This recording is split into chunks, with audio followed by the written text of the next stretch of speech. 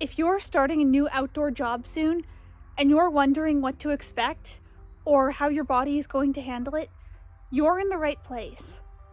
My name is Jody, I'm a horticulturist, and I've spent the last several seasons working in groundskeeping, in landscaping, and now in commercial vegetation management. And over that time, I have definitely learned some lessons on taking care of my body and being ready for work. In this video, I'm going to share what I should have done differently and what I'm doing now so that you can go into work prepared. First, let me back up a few years and give you some context. So I graduated high school in 2023, and I was set to go to college that fall and start my education in horticulture. And I spent that summer, July and August of that year, as a groundskeeper and the horticulturist at my local golf course. And going into it, I had absolutely zero clue what I was getting into. I had no idea how demanding of a position it was going to be. Literally, my thought process going into it was, I can go in and mow some grass and take care of flower beds. That doesn't sound too hard. It was. It was too hard. It was too hard for poor little 18-year-old Jody because she did not know how to prepare herself. I went in extremely unprepared, as in uneducated, but also out of shape and just unsuited to the demands on my body as well as on my mind. I didn't have the stamina to be on my feet and lifting and moving and digging for 8 hours at a time. I didn't have the strength to lift a lot of the things that the job required me to lift. And it took me about a month for my body to really fully adapt. So my first piece of advice, as soon as you know that you're going to be working outside, and this doesn't just apply to green industry jobs, but to any outdoor or any labor-intensive jobs, start getting in shape. Start preparing. You can never be too prepared physically. I had no muscle mass, I had no stamina, and I just was not ready for what I had gotten myself into. I was also working my dishwashing job that I'd had during my last year of high school, so I wasn't sleeping or recovering well. That was another mistake I made. That kind of leads me into another piece of advice that I want to share with you, and that is to prioritize your rest and your physical as well as mental recovery. When I returned to the golf course for my second season in 2024, it was a much easier transition in a lot of ways because, one, I had taken care of myself over the winter.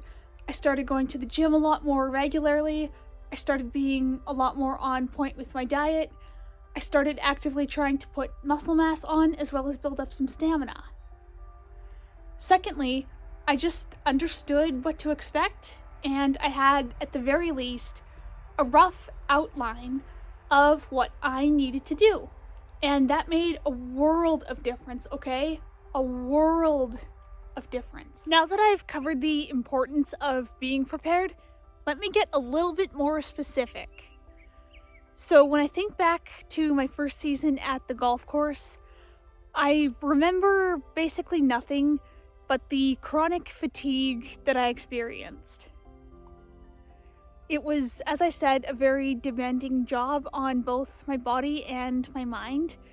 I had to get up at 5 o'clock in the morning, which I had never done before, and I had to do tasks that I wasn't used to. And anybody can tell you that's not an easy transition. So looking back, what should I have done differently? I've talked about this in previous videos, but number one, I should have researched my position and gotten to know my tasks. But not for the reasons I have previously mentioned. The reason I want to highlight now is so that I could have understood what I was going to be asking of myself physically. With that in mind, I want to share some more specific, but also a little bit general pieces of advice that I have. Number 1, stamina. You need to build your stamina. You are on your feet doing repetitive motions, lifting, moving, digging in a lot of really painful and awkward positions for long periods of time. And if you don't have stamina built up to help you with that, you're really going to struggle.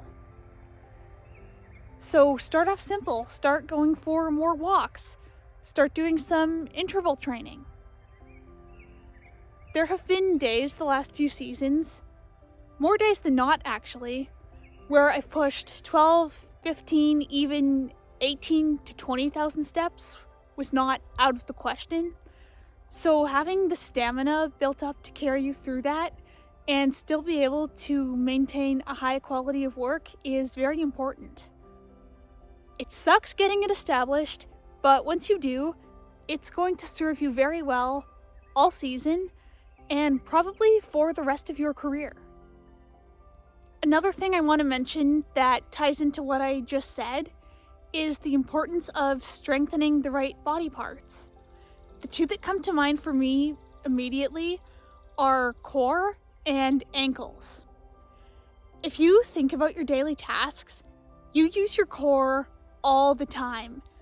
You use it to brace yourself when you lift, when you dig, when you push heavy wheelbarrows, when you do basically anything. You need to have core strength. And yes, you are going to develop this just through doing your work tasks. But as I've said, it does help to have a bit of a foundation built up before you start work. So I've definitely made a point of incorporating some core training into my routine. I do ab vacuums and planks primarily. I will throw in another movement here and there, honestly just when I feel like it. And the other thing I want to mention, ankle strength. Overlooked, but also so incredibly important. It's going to be hard on your feet, it's going to be hard on your ankles, and if you have weak ankles, you're going to feel it. You're going to want to quit. So, as I said earlier, start going for walks. Start working on your balance. Start doing fluxes and calf raises and things to strengthen your ankles. My next point, muscle mass. As I said earlier, when I first started at the golf course, I had very little muscle mass. As such, I had very little strength, and that made my day-to-day a lot harder than it had to be. When I returned to the golf course for my second season, and when I started working for the landscape company last summer, I had just come off of winters in the gym building muscle. And I believe that that's part of what made the transition my second season so much easier than my first. Yes, I realize the movements you do in the gym are not one-to-one equivalents of what you do every day at work. However, the gym does present some good opportunities to train the muscles you use at work. Shoulders, especially if you're working in landscaping. You're going to be raking, you're going to be shoveling, you use a lot of shoulders. Back, biceps, legs. Don't underestimate legs. And yes, part of what I train for is for aesthetics. However, having the extra muscle mass on my frame has served me very well in my day-to-day tasks. So if you're watching this and you're like, that's great, Jody, I don't know what to do, I'll tell you. Do shoulder presses. That can be on the machine, that can be variations with dumbbells. Do things like rear delt flies, lat pull downs, dumbbell rows. things that are going to strengthen those back and shoulder muscles that you're going to be using. When you think about your lower body, do squats, do lunges. These are going to help strengthen your ankles, as I talked about earlier, as well as your knees, and help you build up your leg muscles. When you do these movements, try to hold the contraction. The reason for this is that when you're on the job and you're lifting or carrying those heavy, awkward items, those muscles are going to be contracted. They're going to be under tension for probably a longer time than what will be comfortable. And you need to be prepared for that. You need to be used to that. I want to switch gears now and get into the diet and lifestyle side of things. The diet I especially want to address because I believe it's one of the most important components of your work performance. When I think back to last season when I was working for the landscape company, I think about how badly I neglected my diet. I wasn't even trying, guys. I was just eating what was convenient. I was binge eating, as I've talked about before. I was eating for comfort. My job just stressed me out and wore me down so much that I just felt like I needed that instant gratification and that comfort. And unfortunately, that meant that I wasn't eating the foods that were actually going to help me recover physically. I wasn't getting in adequate protein to help my muscles recover.